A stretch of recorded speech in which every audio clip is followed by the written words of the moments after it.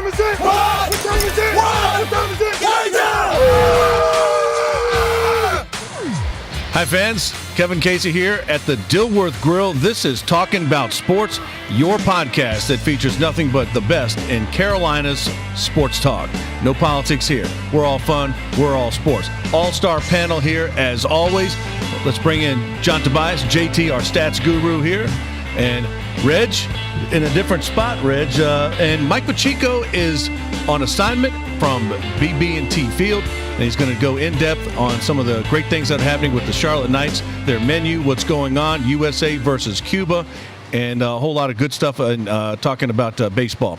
But we start like we did last week. We will start out with breaking news again from the NBA. Chris Paul traded from the Los Angeles Clippers to the Houston Rockets. JT, this was somewhat surprising, yet not so surprising. A huge game changer. Chris Paul, without a doubt, is easily one of the best point guards in the league, if not one of the best point guards ever, without question. And I guess just to put in perspective, Reg, in terms of the magnitude of Chris Paul, his first 6 years since he's been with the Clippers, they have been to the playoffs every single year. Prior to that, the 27 years that they were in existence, they only went to the playoffs 4 times. So he's definitely a game changer. Well, the funny thing about changing the game, if you will, is he was supposed to be a Laker. And the game got changed, and he ended up being a Clipper, and obviously changed the fortunes of that franchise. To me, I look at this trade in two different veins, neither of which I think the rest of the world may be paying attention to right now. I look at from the first standpoint, he and James Harden are both guys that kind of need the ball to be the playmakers that they are, so that's going to kind of be interesting. But more importantly, this trade tells me that where the league is going, and that a lot of players have realized how much power they have, and they're starting to flex that muscle a lot more. Let's talk about this. You're a former professional athlete. You played at Penn State. You've played for the Carolina Panthers. You've been at ESPN. What is the mindset?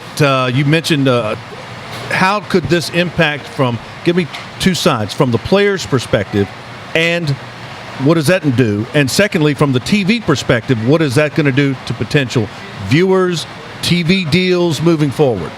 Well, I think from a player standpoint, I think it's great for, if you're a player right now in the NBA, this is exactly where you want to be, because you've got the ultimate power.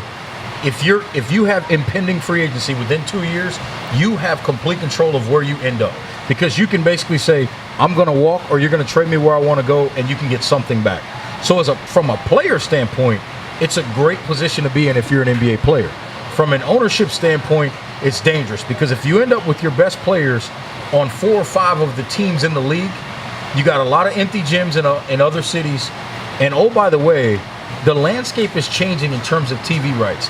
I anticipate that the money in terms of TV rights are going to go down in the next couple of years, the next time those contracts are negotiated.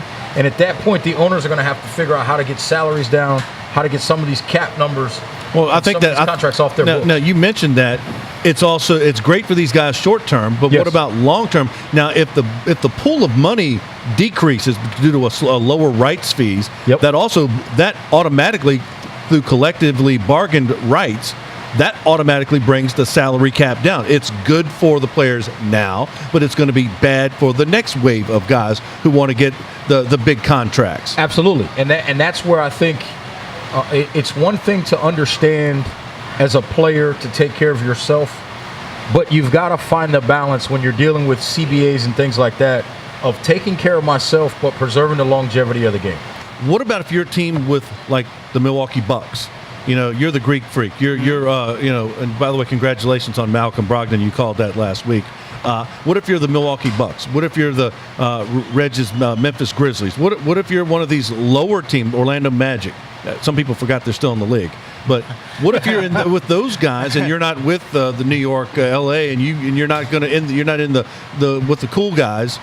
But are you going to take the max money because they're offering it to you, or are you going to take less and go play in one of the big cities? Well, I think it's a combination of one or two things. I think number one, I think as a GM, I think that you have to be very savvy to make sure that you bring in. You have to really draft well, and also you have to make sure that you can bring in quality free agents. And number two, of course, you have to make sure that it's enticing enough to where you say, okay, I really want to come here, because it's not like that Cleveland is like a huge market.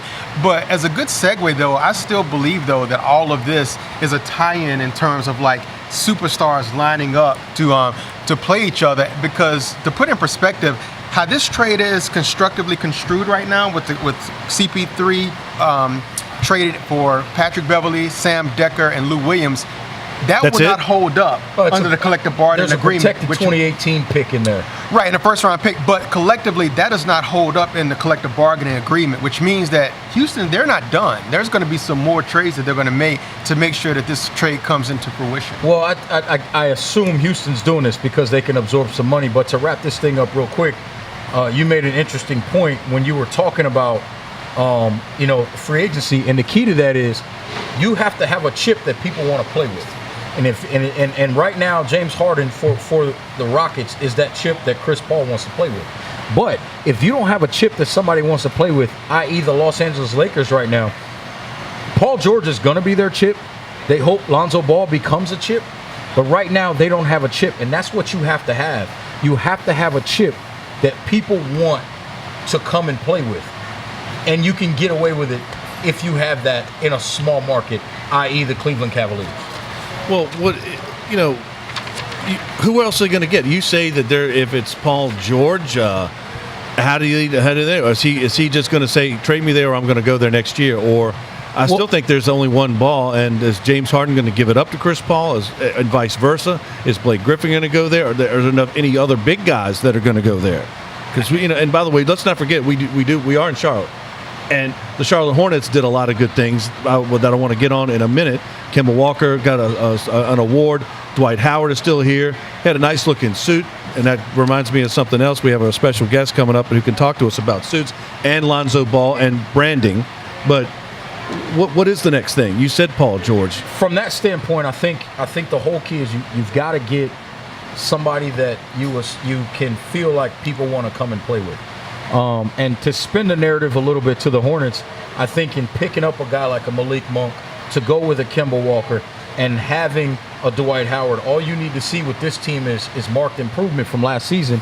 And I think guys may look at this city and say, you know what, they're on the way up. I can go play there regardless of the size of the market. Because at this particular point in time, regardless of the size, if you're not willing to get into the luxury tax, you're probably not going to be one of the top 5 to 7 teams in the league overall, let alone competing for a championship. I don't think that's really size market has anything to do with it in terms of like how big the market is, because if you think in terms of teams with the last three, for the last 5 years, the 76ers, Brooklyn, and the Knicks, they've had one of the worst records in the NBA. So the thing about it is that I really think it's all about, drafting well and really making sure, like you said, having like a really good chip to make it more enticing that, okay, I definitely want to play with this person. And speaking of that chip, listen, I thought Dwight Howard more than anything won the press conference. I thought Dwight Howard was great in his press conference. Did you like that suit? You like that suit he was wearing? I thought the suit was tremendous. Okay. We got an expert coming on. Talk about that later. Yeah, we got an expert coming on. I thought the suit was tremendous, but in listening to Dwight Howard, and I feel like he told the truth in a lot of ways. He trusts Coach Cliff because he's been around Coach Cliff. Last season he was healthy the entire year. That was probably a function of less minutes in some spots. He's not hurting from that dunk from Oladipo? He's still not hurting from that? I think he'll be all right. So I think what they've done now with adding him as a rim protector and getting a guy like Malik Monk, who they anticipate will knock down shots. Listen, Kemba Walker, I expect him to be even better because now there's other guys you really have to be aware of on the floor. But I go back to what JT was saying last week. Malik Monk fell to you. I understand that. I get that. He was best available. Reggie don't like that, but I think he was best available when they came up. I was still thinking, it came in my head from last week, most accurate shooter in college basketball is Luke Kennard, 44% three-point shooter. Charlotte Hornets ranked 18th in the league in three-point shooting.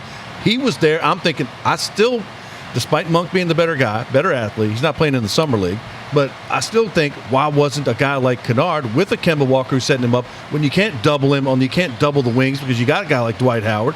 Why not a guy like Luke Kennard. Everything that you said is 100% correct. But Because you said it. yes. Well, I mean, in terms of what you just said, what I said, absolutely.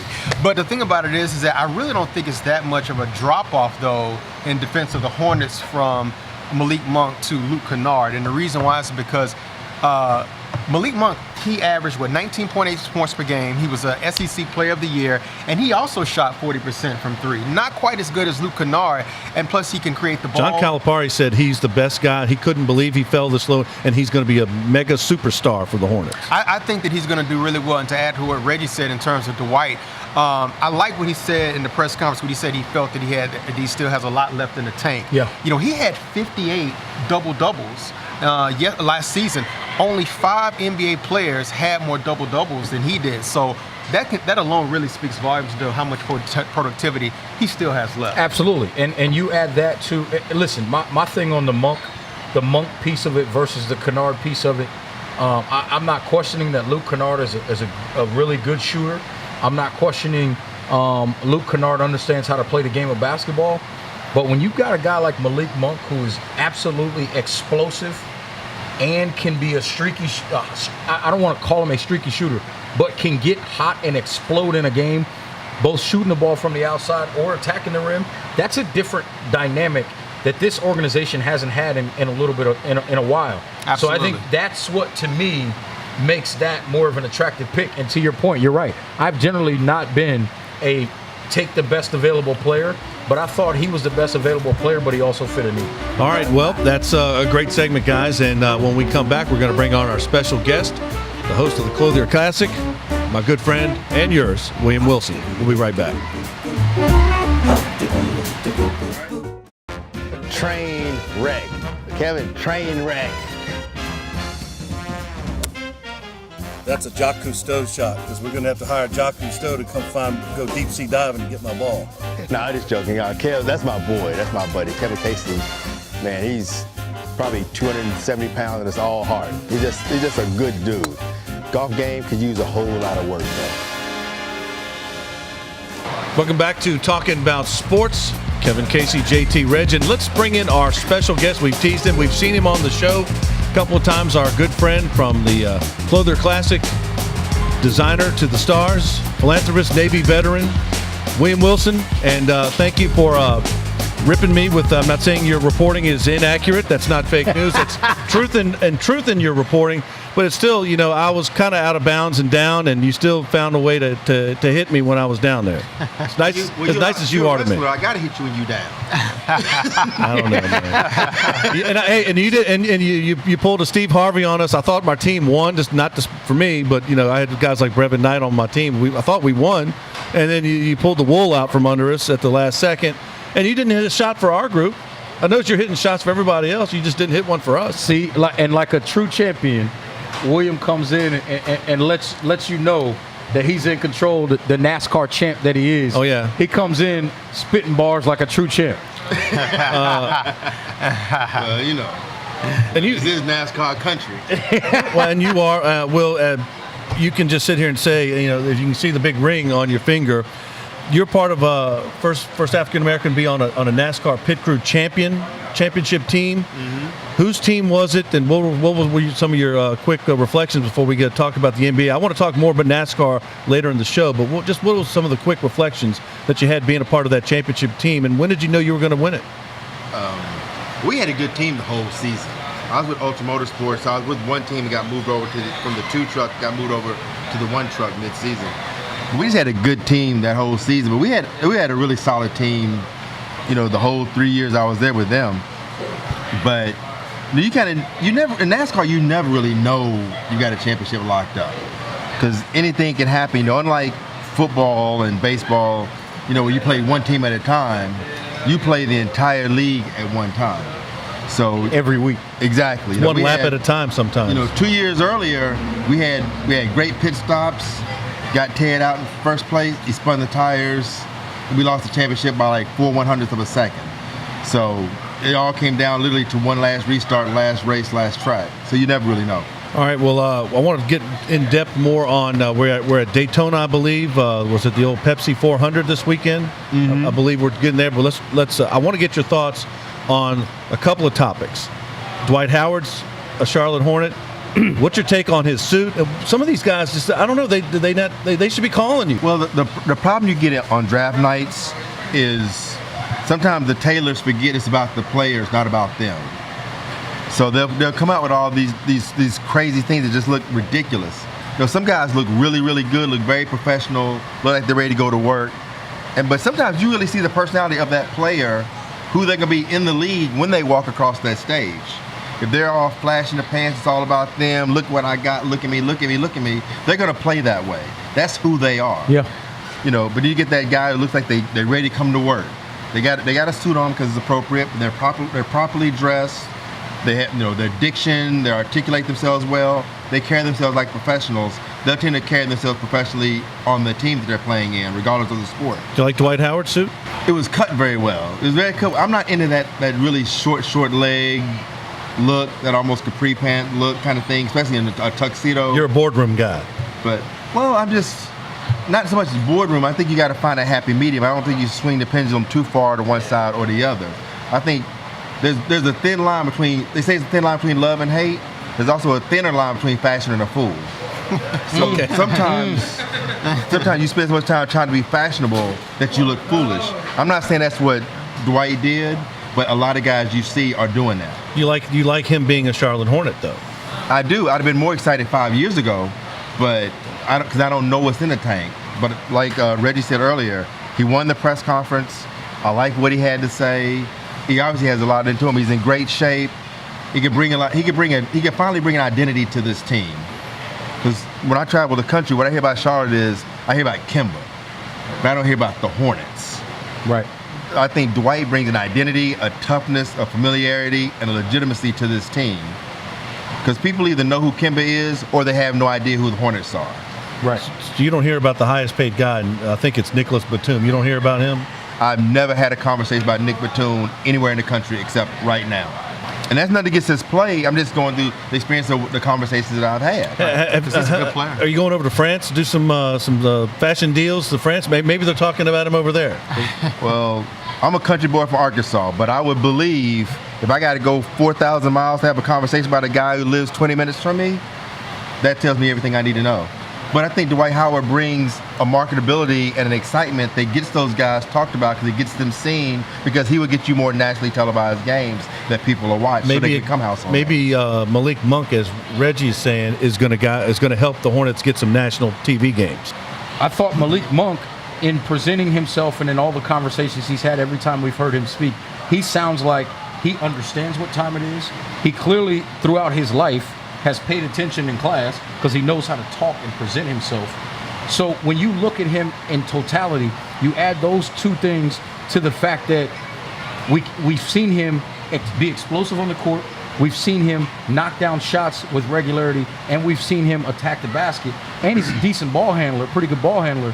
He just seems to me like he has a package of things that's going to make him a player that's a force in this league for a long time. Right. And that very well could be. Now, I have a beef with Malik Monk because Arkansas guy. Exactly. He's an Arkansas guy who didn't stay home.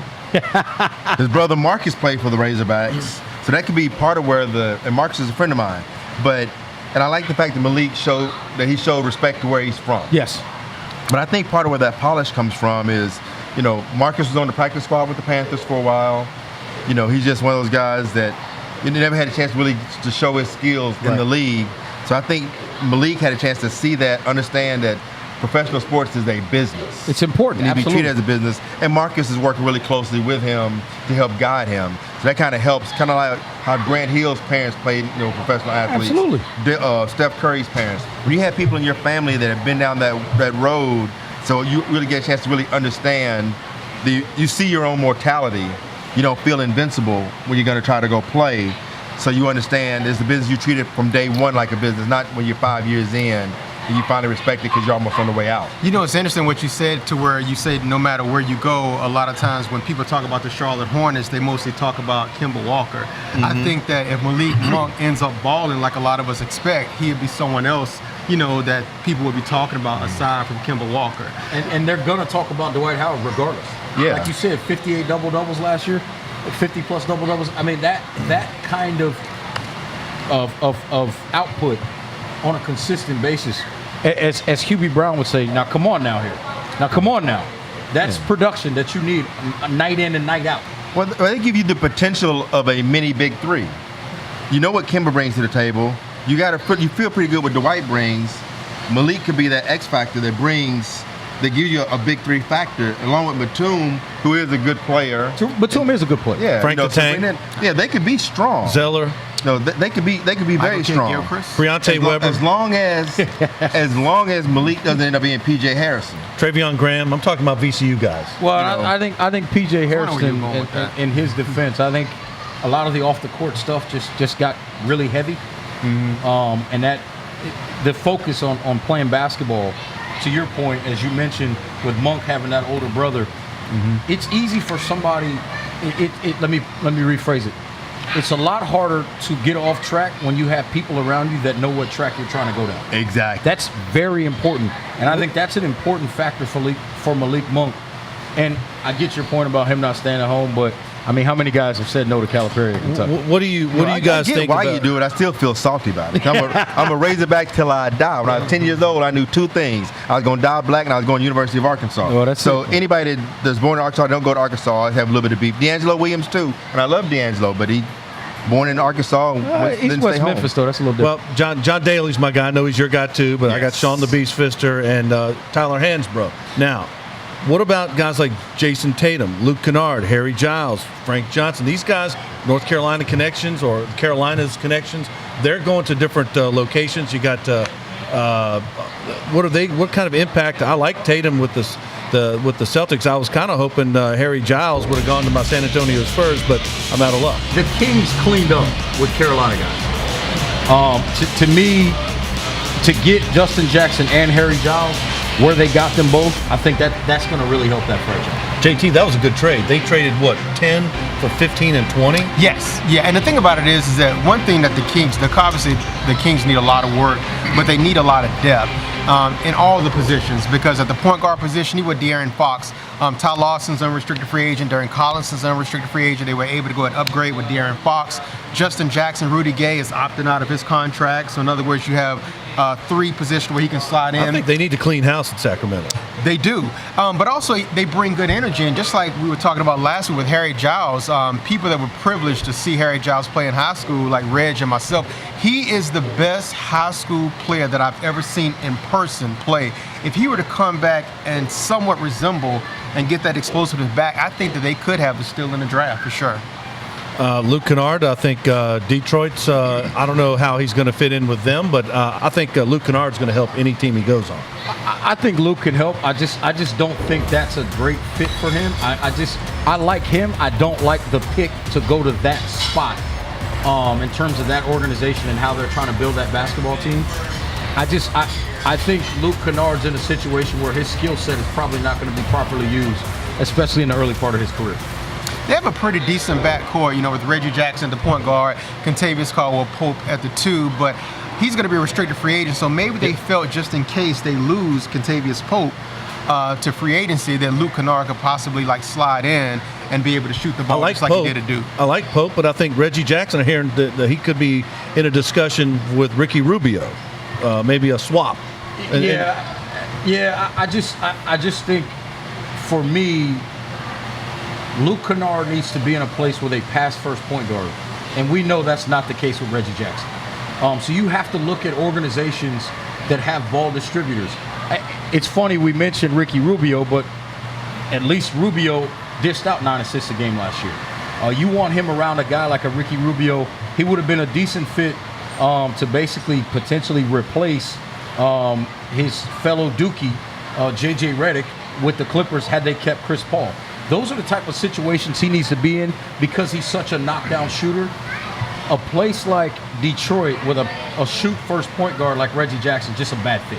What about Dennis Smith Jr. from NC State? I thought an electrifying guy. He is, I'm not going to say he's a Dominique Wilkins human highlight reel, but this is a guy that is going to get on TV a lot for his dunks and for exciting play. Well, I don't know if you want to take this, but I think that when we talk about the operative word fit, I think that out of all of the Carolina guys being drafted, I think that he's definitely the best fit for sure. You know, people forget that Darren Williams was their starting point guard at the beginning of the season before he got bought out. And then, of course, you have Yogi Ferrell, you know, pretty solid backup, and then J.J. Barea, which means that he could instantly start from day one. He has explosiveness. Of course, he tore his ACL a year ago as well, but he can definitely make an immediate impact right away, in my opinion. I mean, I think I don't know enough about it to really articulate on that, so I'm not going to even try to pretend. But I will say this, in what he was talking about with the Dominique Human highlight reels and things like this with players, we saw that with Blake Griffin. You know, there are guys out there that they'll get nice. That's great for their marketability.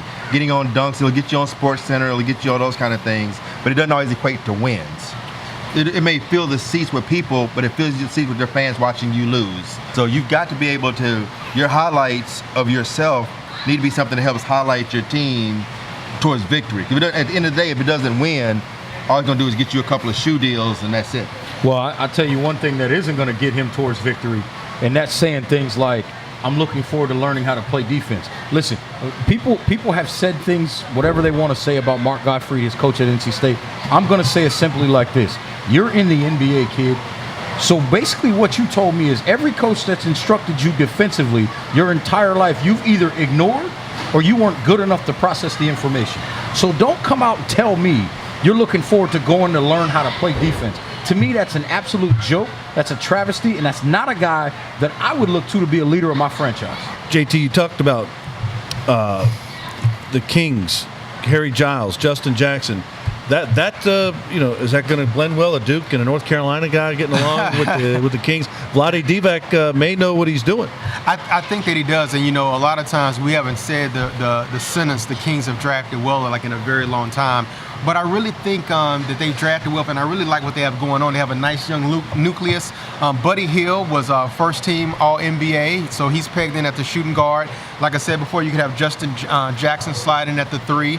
Of course, you have De'Aaron Fox, even though he's not a Carolina guy. Western Conference is tough, though. It's not a place for on-the-job training. No, but the thing about it is, especially somebody like Harry Giles, you can fly under the radar to where you don't have these over-the-top expectations to where he's expected to, like, you know, average like a double-double. He can really, like, be in Sacramento, fly under the radar, give him about a year or two to where maybe in another year or so he can perform much better and get his explosiveness back. And I think early in his career, if his limits are somewhat limited, if his minutes are limited somewhat early in his career, I think it could be good for the recovery of all the injuries he's had to really give his body time to come all the way back.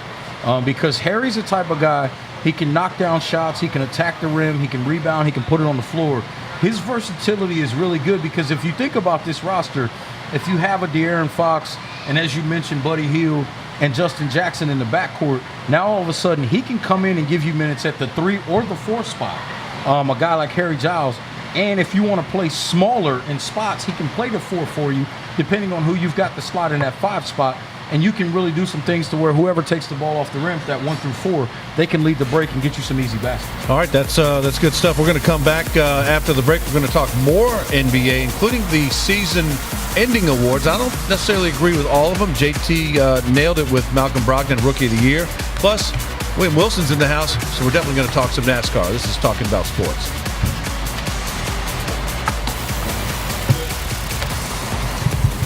Sorry, I had to light up there. Willie Cauley-Stein. What time is it? What time is it? Get ready for a new experience. We're talking about sports on ADSN. This is kind of the nitty-gritty where they're doing all the dirty work and getting ready for the season. So let's just put that out there to begin with. With Kevin Casey, Reggie Walker, Mike Pacheco, John Tobias. Tune in each week, and the Talking About Sports experience will blow you away. I was wondering if a bowl of soup came with that hat that you were wearing. I got the shorts of it now. Welcome back to Talking About Sports. We've at the top of the show, we talked about a big trade that went down in the NBA with Chris Paul going from the Clippers to the Rockets. Also, Phil Jackson and the New York Knicks have parted ways. Phil Jackson, some people say maybe alienated Kristaps Porzingis. Carmelo Anthony decreased his trade value. With that said, another guy who's made some noise is Lonzo Ball, the second pick going to the Lakers. he's associated with this brand, William Wilson, as you know about brands, with the Big Baller brand. And they made an appearance on WWE TV with The Miz. So the brand, the Big Baller brand, the hats, the shirts, the shoes, if you're somehow been appointed an advisor to the Big Baller brand, William Wilson Clothing, what are you going to say to Mr. Ball, and are you going to put so much heat on Son to say he's leading my team into the very difficult Western Conference playoffs next year? Well, if I'm in charge of that brand, the first thing I do is tell his dad to shut up. Sit down, shut up, and sit in the corner somewhere.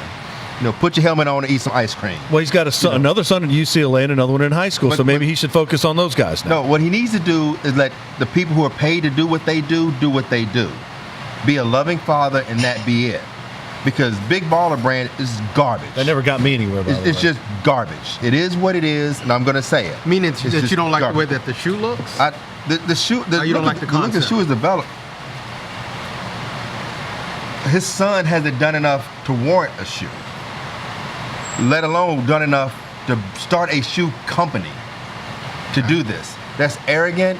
It's misguided. If this were a business, if this were a legitimate, real business, and Lonzo Ball is the CEO, the board would fire him because he's done. Look how much heat Kevin Plank got for his statement about Trump. All right, and they hurt their stocks. Lonzo Ball, if you're a big baller, what big baller is sliding through out of shape, taking your shirt off, that crazy walk down this deal? It was a fallacy of my mental intellect. I felt intellectually harassed. Are you saying, hold on, that this guy who averaged 2 or 3 points at Washington State, who said he was better than Michael Jordan, you're saying that he's somehow not in touch with reality? I think he's just crazy, but that's okay. You're okay to be crazy, but now he's using his son's superstardom as a platform to live out his dreams of relevance. All right, now what if a guy like Malik Monk, we just talked about it, he's a new Hornet. He's going out and he says, I'm the marquee guy of William Wilson Clothing. I'm wearing William Wilson clothing. I'm having my own brand, Malik Monk suits designed by William Wilson. I'm all over the NBA. And he's a rookie. Are you going to? No. I don't make him. Your board of directors is not going to allow that? No, I wouldn't even bring it up to him. Okay. Because he's still an unproven asset. He's got potential. But, we're trusting that he's going to be what we're hoping he's going to be. A lot of babies been born on trust me. All right? So and a lot of guys have been top picks on potential. Exactly. So what you've got to do is, if I'm going to bring in a rookie, I'm not going to bring a rookie in as my guy until I have somebody else in already. And the rookie, so he's not the face of everything. He's putting a lot of pressure on his son to perform. Otherwise, he's embarrassing himself. He's already cost him millions. I mean, had he done it right, he could have did like Kobe and LeBron, all the rest of these guys, use that Nike money, use that Nike marketing machine, that Nike brand, that Nike influence, and make millions of dollars. And then Uncle Phil sets you up with your own shoe deal. And if you're as good as Michael as you say you are, 15 years when there are kids that love Ed Jordan that never saw Michael Jordan play. Never saw him play. But they still love the shoe because the brand is so strong, because Michael focused on basketball. Strictly basketball. Can Magic Johnson control Mr. Ball? No. I don't think Magic can control Mr. Ball. But at the same time, I don't think, and this is going to sound weird, I don't think he's going to have to, because I think LeVar Ball is going to realize pretty quickly to let that, he's done enough in terms of Lonzo, and I think he's going to figure out pretty quick to kind of step back a little bit. I hope that he steps back totally, but I expect that he's going to step back and focus on the younger two. Because from what I've seen, I don't think the younger two are on the left. Well, LaMelo may end up being the youngest, but LiAngelo, the middle son, I'm not sold. I don't know what people are sold on there. But I think the biggest part of this is I feel like LeVar Ball is on this kick to where we are societally, which basically says for a lot of people, just put the camera on me, and it's worth something. It doesn't matter, to your point earlier, that fine line. He may look foolish, But to some people, all publicity is good publicity. I don't necessarily subscribe to that theory at all times, but I think that's how he approaches this thing. He let me jump in real quick. He moves the needle, and like I said, I know how other people may not co-sign on that, but if you put it in perspective, if he did not say some of the things that he said, or did some of the things that he did, would people be talking about, Big Baller Brand and Lonzo Ball as much as they are right now, in my opinion? And I do agree with Reg to where I think that LeVar Ball is kind of like mission accomplished with Lonzo. I think that he wanted to put him out there, make sure that he was the number 2 pick. He's there. Now I just think that he's going to concentrate on his 2 younger sons. Well, I would agree with that had he not just did wrestling last week. Nothing wrong with wrestling, man. I thought it was funny. Come on, man. There's nothing wrong with wrestling. I mean, that's right up there with squirrel hunting in Arkansas here. There you go. but I think this. Me and JT like squirrel hunting and wrestling. There you go. I mean, but Ball was the number 2 pick that went to the Lakers. Yeah. He was going to get talked about all offseason regardless. Yeah. Big Baller Brand doesn't need to be talked about. Ball needs to be talked about. Did he have a good suit period. on? The suit was okay. That's okay. I think LeVar better figure out real quick. He's going to have to make a decision. He's going to have to decide between Big Baller Brand and being the father of 3 boys that are potentially professional athletes. Because at some point, because I think a lot of this is more about Big Baller Brand and less about just being a father to his son. Right. And he's going to have to make that decision. I want to say one thing real quick that I respectfully disagree with you on, to where you say that he was the number 2 player pick, that people are going to talk about him regardless. Last year, the Lakers had the number 2 pick, Brandon Ingram. The year before that, they had the number 2 pick, D'Angelo Russell. People, it pales in comparison how much they talked about those 2 guys as opposed to Lonzo Ball. But the thing is, I don't hear people talk about Lonzo Ball. I hear them talk about Lonzo Ball and his father. And the brand. I hear them talk about his father and his brand. I don't hear them talking about Ball. They need to come out with a suit line. And as a businessman, and as somebody who runs a brand, right? Lonzo Ball is. I mean, I think LeVar is the dad. I think Mr. Ball needs to get with you. I think Mr. Ball needs to get a suit line and have you collaborate with him. I don't want him anywhere touching my clothes. I don't want him to carry my clothes from the car to the building. I don't want anything associated with him. His son seems like a good guy. All right, now you touched on it briefly, and I kind of shot on some of these guys. Who did stand out to you as some of the best dressed? Who was the number 1 best dressed guy? Who were some of the best dressed guys? Who were some of the worst dressed? And who was the absolute worst dressed? I was impressed with. There are a lot of guys. The bow tie is. A lot of guys had bow ties on this year. I thought, and it seems to have continued to grow each year. More and more guys wearing the bow ties, which always kind of looks interesting to me when you're looking at a 6'10" guy or a 7-foot guy with a bow tie on. But to be honest, I thought one of the smoother guys in the draft to me, and some might not call this the best dress, but I thought the smoother guy, getting back to your point earlier, finding that balance, was actually the kid from Finland, Lauri Markkanen, the 7th pick in the draft. I thought what he had on was a nice ensemble that says, I know what this is about. I know what I'm walking into. I'm clean, but I'm not going to be reckless. I'm going to look the way I need to look.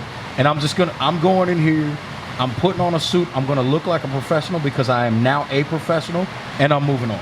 Because the reality is, to use the comment from the kid from Ohio State football, his mother a couple of years ago, she basically said to her son, no, he's not going to have some expensive crazy suit on or some crazy watch because he's nothing but a college dropout. So it's interesting when you think about it, because at the time he didn't have a job yet. These guys still don't have a job. So you have to be careful. You gonna wear that European cut suit? Is that plain? That's not my thing. It fits better on basketball players. I'm a football build, so it's a little bit different. Yeah. Reggie's not built for that European cut build. I mean, and most Americans aren't, to be honest with you. That's why they call it European, right? They do more of a modern cut, right? But not necessarily like me. I'm 220 pounds. I'm not built for a European cut.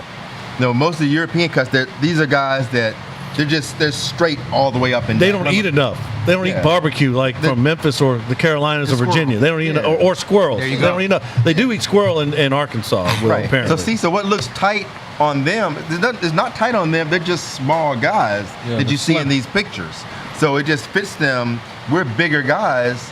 So we get these guys like I remember LeBron James in the ESPYs a couple of years ago, that red tuxedo. My balls still hurt when I think about that because his pants were so tight. Yeah. I'm like, how do you have children after that? And it's funny because if you think back to, and I guess it's an evolution of growth, right? But when you think back to when he got drafted, remember the white suit he had with the very wide legs. So it's interesting what happens to these guys as they get older and they get fashion people dressing them they start wearing different things and doing different things. That was in 2003, That too. was in 2003. So, Yeah. you talk about 13, 14 years ago, that's a big change. Yeah, but 2003, that wide leg Stevie That was Harvey in. flowing, the bottom of your pants looked like a pair of drapes in the window. That was the style then. Yes.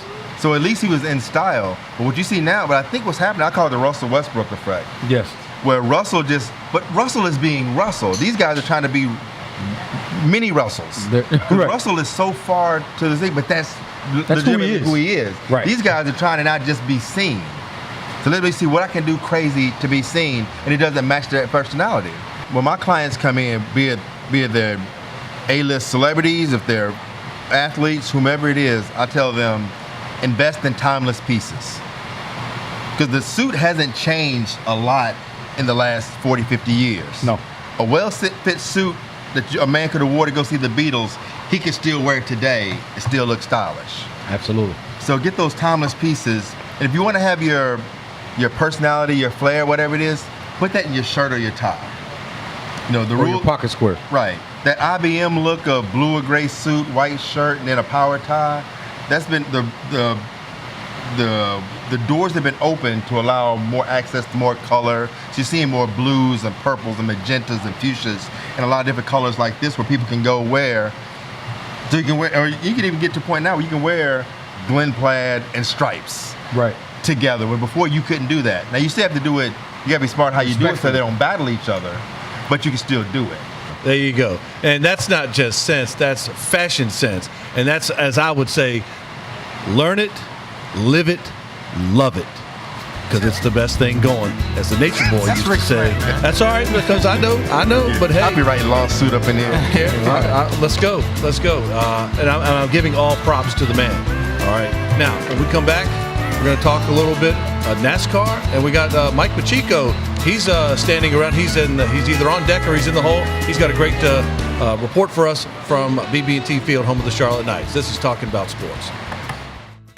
My name is William Wilson. I'm the founder of the William Wilson Charitable Foundation. We're ready to kick off the 2017 Columbia Classic at beautiful Carolina Lakes in South Carolina. We're going to raise some money, have some fun, hopefully not donate too many golf balls to the gods.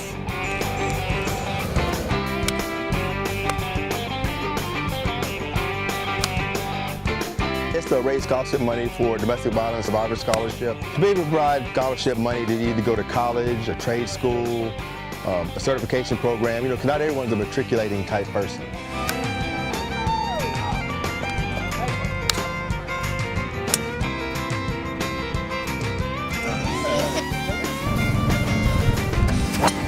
Oh, I got hit another. That can't be it. I lost it. It was either really, really good or it was horrible. Well, you told me to hit that magnificent drive because, so I like to show my skills. I try to play at least one shot with every group, show my appreciation for them coming out here and having a good time. Oh, there you go. I said I 4 tweaks for some free ribs. I think all tournament hosts should get a driver.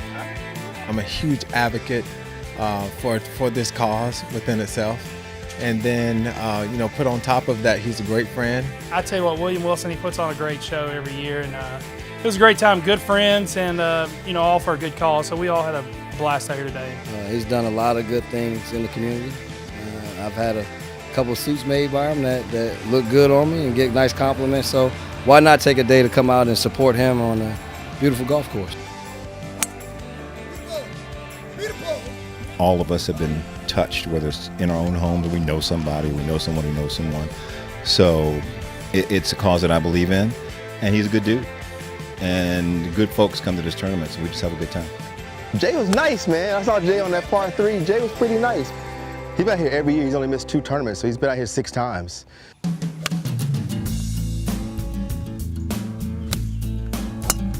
When I started this tournament, I wanted to be able to have an event that wasn't just about what do we get from it. So here I'm bringing in guys from Hollywood, guys from Sports Center, and guys from the fashion industry, bringing in iconic people in all the different areas so you can appeal to different people. Got to meet William, and a really good guy, really good opportunity to come help raise some funds to fight against domestic violence, domestic abuse. William's a good friend, and I was excited to come out here and support everything he's doing, for charity and stuff like that. So we had a great day. We played pretty good, and I look forward to coming back next year. Oh, went pretty well. Had a good time. That's always nice. That's when you know you balling, when you get photobombed by a legend like Jay Harris. That's when you know you're in the right place. What a great feature that our executive producer Kevin Tolbert put together, and I can just tell you from experience, having been there, I went to the party you had the night before, and it was a tremendous experience. I got to meet some really cool people. My man Dominic Santana from All Eyes on Me. Great guy, guy, man. Yeah, I mean, it's like I'm meeting all these cool people, and then we get to play golf, and then I see guys that I've known a long time, Perry Tuttle and people like that I've known a long time. And why do you put this on, and why do you think it's been so well received and so successful? I think a big part of it is just, growing up seeing my mom a domestic violence survivor, that's why it's something really close to me. And I always want to do something to bring awareness and to give back. But I think it's been so well received because it's different. There's 10, 15 golf tournaments going every Monday in Charlotte. But working in fashion, I've been able to work with celebrities not only in sports, but in music, in movies, on TV shows. So I've been blessed to I do suits for D.L. Hughley and Eddie Griffin. So I have my network of people. If you're not a sports person, you come out to the party, you may not be a sports person, but you may like movies. So I've got Mark Ralston from Shawshank Redemption, or I've got Ryan Krause from Charmed, or I've got, like I said, Dominic Santana from All Eyes on Me, or I got John Luke from Storage Wars, or I got the NFL guys, or I'll have singers. So there's somebody for everybody. And then they're all personal friends of mine, so it's not like some guy that you paid $10,000 to sit over in the VIP so you can take pictures with them. They're walking around with you, they're talking, they're exchanging numbers with you. You can really network because they're just regular everyday people. They're not prima donnas. So people have a good time and they look forward to coming back the next year. You know who I really liked, who I got along with? Greg Galding from the 23 Monster Energy Toyota Camry. Mm-hmm. He's Dr. Pepper. He's got Sweet Frog. He's got a lot of people involved. Greg Galding, his PR guy, was in our group. Yeah, Rusty. But Rusty Davidson. And Gray is from Colonial Heights, Virginia, about a half hour from where I grew up in Richmond. That was a great guy, and I think he gets better equipment. I think that's going to come when he shows that he can drive. I think that's the kind of guy we're talking about. And speaking of guys that drive, we got the big race at Daytona this weekend, the old Pepsi 400. Love it. You love it. It's restrictor plate racing. What are you looking for? Can Greg Galding, if he's on the lead lap in the last couple, literally you got a shot. Yeah, that's the beautiful thing about the restrictor plate racing at the big tracks, the Daytona and Talladega. Anybody can win, but Talladega with super speedways, you can go from being 41st to first, back to 32nd to second. You can go all over the place in 1 or 2 laps. So it's a lot more competitive, and odds are there's going to be that big one. And sometimes that big wreck that happens may collect 15 of the best cars. So you could be somebody who's normally a top 20 guy, or you finish 20th, 25th. At a super speedway, you have a chance of actually winning if you're in the right place at the right time.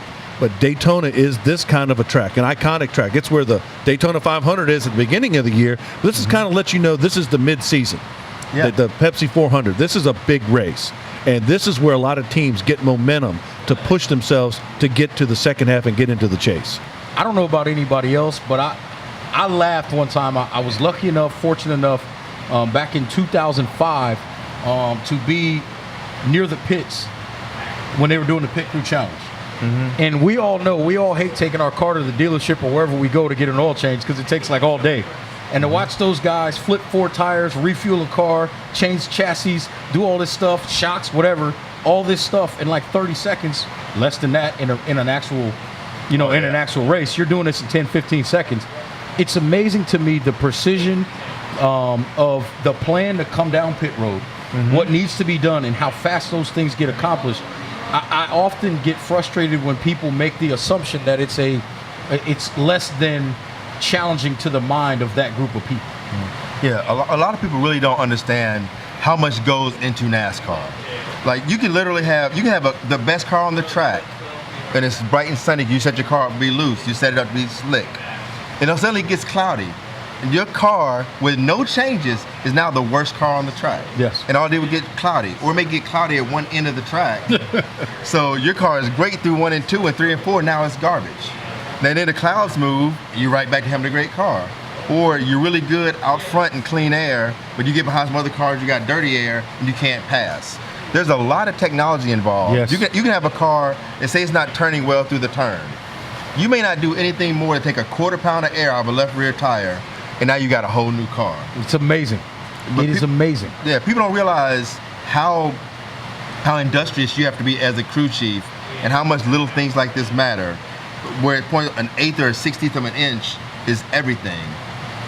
And a lot of people really don't understand how much is involved with that. Or on the pit crews, races are won and lost in the pits. Yes, sir. Period. Now we talked about the different wall with a purpose. We talked about the different tracks as a crew member. Road courses, it's almost like you're on the other side, like at Sonoma or Watkins Glen. What about from the pit crew challenge, and then you see the guys, they do everything so fast, or the different tracks? You say Martinsville's on the backstretch. Now, what are some of the tracks that stood out to you as a crewman? I like Loud. Loud had big pit boxes, so we got more room to work. And then you go to Talladega, who has smaller pit boxes, so it's tighter. So if your driver doesn't come in the right way, it makes it harder for you. If you got tight pit boxes, and say the guy, because you want to try to come in where the guy's pitting, the guy behind you or the guy in front of you is not pitting. And don't you work something out with the spotters and the guys? You have people talking, hey, I'm coming in 2 laps, let's work together. Yeah, you try to, but now you do more of that during the super speedway races. All right. Because that may be your drafting partner. When you see how much work gets put in and how much of a camaraderie that you build over a season or over a few seasons where you guys have looked out, you've partied together, you've drank together, you've eaten together, you're family. Yeah. So you hurt. I mean, I have cried on my fair share of loading that truck back up and you got beat by Ron Hornaday on a restart. The king of the restart. That's normal though. Yeah, I know. Hey, and we're going to talk a little baseball coming up. We won't get into when William brings the Benz down to Felix Sabatis and says, "Hey Felix, give me an oil change in 3 minutes or less." So we won't get into that. But hey, when we come back, we're going to talk a little baseball. Mike Pacheco's got a special assignment that he's on that only Mike Pacheco can do. This is Talking About Sports. Welcome back to Talking About Sports. I had an opportunity to go out to BB&T Ballpark preseason, talk to Tommy Viola, the PR director of the Charlotte Knights. Tommy V, always getting things done with whatever kind of promotion, brings in wrestling like the late George the Animal Steele, the Hurricane, Shane Helms, a good buddy of mine. He also brings in people like Sergeant Slaughter. He took us kind of behind the scenes of BB&T Ballpark. 5, 4, 3, 2, 1.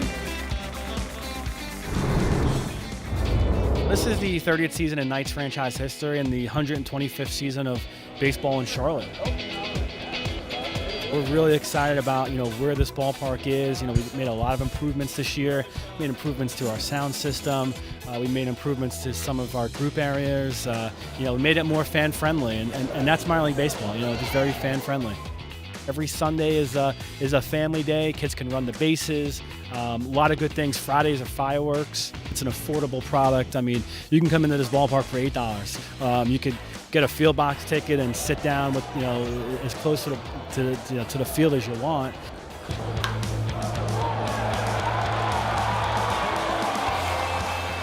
we hear so many great things from the fans that, the skyline view is one of the best in baseball. The food and drinks here, I mean, we have an executive chef. We have a Gouda mac and cheese dog. We have some interesting food items that you're not going to get anywhere else. You think about this ballpark overall and from the off-season to the season, there's something going on here almost every night. We hosted the AAA All-Star Game. We hosted the Home Run Derby in years past. We've hosted a national championship here.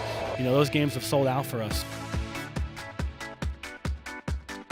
You make improvements every year. You're always trying to find the next best thing for the fans so they have a great experience. From the sales crew to our groundskeeper, who is out here probably more than anybody, making sure that this field is in tip-top shape every day so that when these players come out to the field, they have the best possible field they can have. Now with the players we have here, we feel really confident that this is going to be a successful year on the field. Mark Rhodes-Atlantic, first-year manager, but here's a guy, a 15-year Major League veteran, hit 289 at the majors. He's our manager this year, and we're really excited to have him and a really good buzz around this team, this city. A lot of these guys that play for the Knights are going to be in the majors someday, and it's exciting to see. Now, I've been out to the BB&T ballpark. The Charlotte Knights are a farm team of the Chicago White Sox, the Kannapolis Intimidators near where I live. I go up and see them quite often. Also, you have the Winston-Salem Dash. You guys been to BB&T ballpark and taking in some of the great action up there? Yes. Yeah, it's a good time. I know. For me, I actually enjoy the sport of baseball. It's a good time at the ballpark. It's a nice, intimate ballpark. It's interesting. I was just at the game the other day, and there were a couple balls that were absolutely crushed. But straightaway center field is 400 feet. That's a big ballpark from the batter's box standpoint. So you got to really get a hold of one to get that thing out of there to the middle of the ballpark. Right field line reminds me a little bit of kind of Yankee Stadium. That 315, I think, is the porch out there with it's a decently high wall. But for me, it's a nice, intimate ballpark. It's a good time over there. Really good sight lines everywhere in the ballpark. I've sat left field, right field. I've sat on the grass in the outfield, and I've sat, behind the plate. So I haven't seen a bad seat in there yet. I've always had a good time over there, and I've been to quite a few games. But you know what, though? It's funny because speaking of the Knights, I know that the last 2 years, if I'm not mistaken, the Knights have led all minor league ballparks in attendance. Yeah, it's definitely. I literally can watch the games from my balcony, which is kind of cool. But I think that definitely helps. The social media helps a lot with it. Yes, because I can't tell you how many people. Because when you sit, no matter where you sit, you've got the skyline. Right. And it's just beautiful. More people post pictures of the skyline from that stadium than they do from Fahrenheit or any other restaurants and stuff. Because they made it a place to be. Yes. It's kind of like Wrigley Field. You can go watch watch the game at William Wilson's veranda. I've seen the videos from his place. There's the racks of hundreds of suits and clothes. He didn't just move up like George Jefferson. He lives in the penthouse above George Jefferson now. George and Wheezy. Our good friend and our colleague Mike Pacheco is one of the Charlotte Knights broadcasters. He's out at BB&T, and knowing Mike, he's probably around the concession stand and looking into all the good things to eat. But he also has an update on what all the great things that are happening with the Charlotte Knights, BB&T Ballpark. We have 4th of July, USA versus Cuba coming up. Let's throw it out to our good friend Mike Pacheco. All right, Kevin, thank you very much. But let's be honest. You guys want to get to the Buffalo Blue Chips. You want to get to the wings. So we'll talk a little bit of baseball while you guys are hunkered down and eating the great food there at Dilworth Neighborhood Grill. So the Knights are going to be home through Monday. And then, of course, the July 4th will be on that coming Tuesday. So it's going to be a pretty good homestand for the Knights. When you look at what's going on in the International League, right now the Durham Bulls pretty much the team in the IL South to worry about. There's a pretty good battle in the IL North where you have the Scranton Wilkes-Barre Rail Riders and the Lehigh Valley Iron Pigs duking it out. And then, of course, in the West, you have the Indianapolis Indians and the Columbus Clippers. And the manager for the Clippers last year, Chris Tremmy, was the manager for the International League in the All-Star game last year. So it's pretty cool to have him back in town. Then the Gwinnett Braves will fill out the back end of this homestand. We mentioned they'll be here until Monday. And then July 4th, The Knights won't be here. They'll be on the road, but Team USA will be here against Cuba. So how cool is that going to be to see Team USA right here for the second time in 3 years playing against Cuba right here at BB&T Ballpark. Of course, it'll be Sky Show with WBT, fireworks extravaganza, one of the best in the Southeast. So a lot of fun things going on here at BB&T Ballpark. Another thing that's coming up, that'll be coming up in July. For one day, on July 15th, the Charlotte Knights will become the Charlotte Pitmasters. And we have some gear here to show you about the classic lid. This comes in two forms, not just the fitted cap, but also comes in the adjustable. And then two different types of jerseys. This one is going to look most like what the team jersey you're going to wear. That's going to be white. This, of course, is a gray shirt.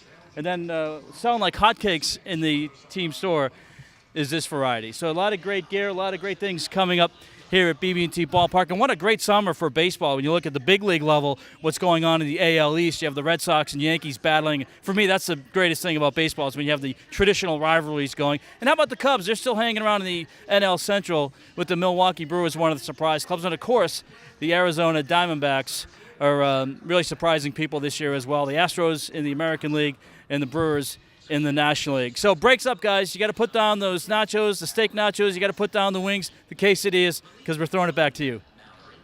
Now, Mike Pacheco can eat his heart out. He did mention the steak nachos, and they're right here. And he mentioned the pretzel, which is my gimmick, and then the wings. Now, Mike mentioned the wings, and of course they go down to Red's because I saw him last week after the show. He took that down in about 10 minutes, in about 10 seconds. I'll tell you something. Everything on this table is banging, but those nachos, you talking about the real deal? That's the real deal down there. Chips too, and the blue cheese. Chips, with the blue cheese, that's we're gonna have to call it not more than the 20. We're gonna have to go a full timeout because this stuff is too good to pass up. We'll be right back talking about sports from the Dilworth Grill. Welcome back to Talking About Sports at the Dilworth Grill, and it's a tremendous look at this. It's all, everything's gone. Hornets have Summer League coming up. A roster announced. Travion Graham, who did have some time on the Charlotte roster, along with Briante Weber, two VCU Rams, my alma mater. So that's good. And Malik Monk is injured, so he's not going to be playing, at least not for a while. So it looks like we're going to get a good mix of some guys who are going to be on the team. Some guys are going to be with the Greensboro Swarm, but guys who are just looking to show what they can do, maybe get on somebody's roster. I'm definitely looking forward to Dwayne Bacon. There was one game to where he had scored 18 straight points. So that goes to show that he can definitely score. And just like what Reg said, I'm definitely looking forward to Anthony Gill. Anthony Gill, of course, went to UVA, energy player. A lot of people may have forgotten, but before that, he played ball at South Carolina with Frank Martin. And also he went to Charlotte Christian, where Seth and Steph Curry went. So he definitely provides a lot of energy, and I really think that he could definitely be like a player to watch. The ultimate closer for this Summer League roster is going to be William Wilson, because he's going to be making suits for all these guys, especially if they make the active roster. Only the well-dressed ones. That's right. Only the well-dressed ones. And if they look like garbage, they didn't come through the house of Will. The house of William. I want to get the blue blazer with the patch on there. That's just me. Yeah, we can make guys, everyone's got a price for the $1 Million Man. I heard that one time. Ted DiBiase. Great show. We just had a tremendous time here at the Dilworth Grill, and just want to thank our all-star panel here, Reggie, John Tobias, and our special guest, William Wilson. Come out here next Wednesday, every Wednesday, 1 o'clock, right here. This is Talking About Sports. Kevin Casey saying so long for now.